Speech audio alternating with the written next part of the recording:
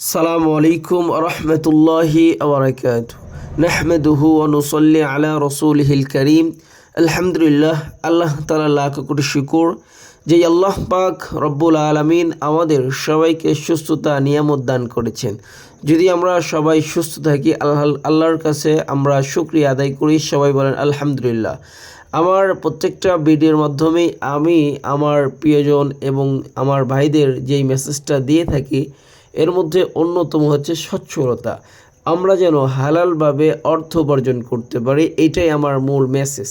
সেই ধারাবাহিকতায় আমরা বাংলাদেশের মানুষ, আমরা ইচ্ছে করলে আমরা সমন্বিত খামার ছোট্ট হলেও আমরা করতে পারি এবং কৃষিকাজ করে আমাদের জীবিকা নির্বাহ করতে পারি হালাল পন্থায়, হালালভাবে।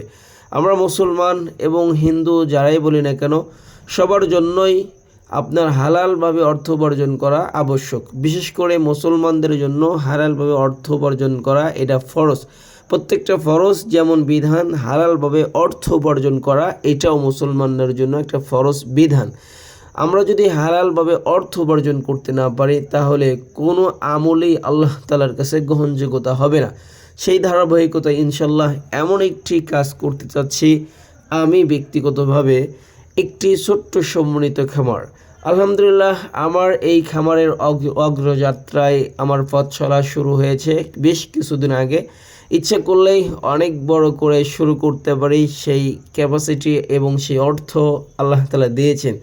তবে আমি যেহেতু আপনাদের সাথে শেয়ার করে আমি এই কাজের অগ্রসর হতে যাচ্ছি, এজন্য নিজের পুরোপুরি অভিজ্ঞতা অর্জন না করে এমন কিছু আপনাদের মাঝে উপস্থাপন করব না যেটা থেকে আপনারা খুব একটা ক্ষতির মুখোমুখি হবেন।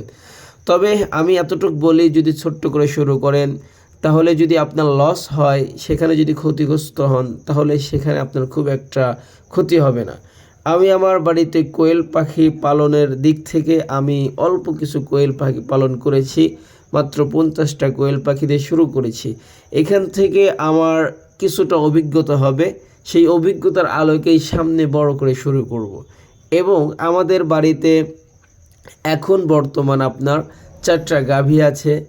আমাদের একটা কিছুদিন হলো একটা বাছুর হয়েছে, এটা আমাদের 4 বছর। আলহামদুলিল্লাহ, আল্লাহ তাআলা শুকুর। সবাই আলহামদুলিল্লাহ বলবেন যে এই 4 বছরটা আমাদের যে একটা গরুর যে একটা ফার্ম, সেখানে কখন কোন অসুস্থতা গরুকে আক্রমণ করে বসে, সেটার প্রাথমিক ট্রিটমেন্টটা যেন আমরা নিজেরাই করতে পারি। সেখানে কতটুকু কষ্ট, কতটুকু শ্রম, কতটুকু সময় দেওয়া যায়, সেটার একটা অভিজ্ঞতা আমাদের হয়ে যায় যে 2টা গরু পালন করলে তার পিছনে কতটুকু সময় দিতে হয়, সেই যে একটা ধারাবাহিকতা আমাদের অলরেডি হয়ে যাবে। তো যাই হোক, আমাদের বাসাটা আলহামদুলিল্লাহ মাশাআল্লাহ অনেক সুন্দর হয়েছে। সবাই দোয়া করবেন আমাদের ছোট্ট সমন্বিত খামারের জন্য। এবং আমার ছোট্ট সমন্বিত খামারের মধ্যে আমরা ছাগল পালন করেছি।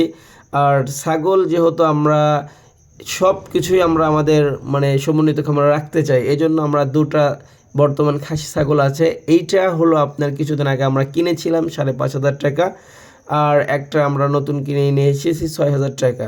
তো যাই হোক, এভাবেই আমাদের ছোট্ট সমন্বিত খামারের পথ চলা। কিছুদিন হলো আমাদের এই ছোট্ট মুরগিটা অনেকগুলো বেবি দিয়েছে। ও যাই হোক, খুব কিউট লাগে। যাদের বাড়িতে এরকম কিছু আসে তারা দেখবেন অনেকটা ভালো লাগে কাজ করে যদি পশু পাখির সাথে আপনি সময় কাটান। তো যাই হোক, শত ব্যস্ততার মাধ্যমেও আমি চেষ্টা করি এই পশু পাখির সেক্টরে সময় দেওয়া। সবাই আমার জন্য দোয়া করবেন, আমি যেন এখানে সফলতা নিয়ে আসতে পারি। সবাই আপনারাও শুরু করবেন। সবাই ভালো থাকবেন। আসসালামু আলাইকুম রহমতুল্লাহ।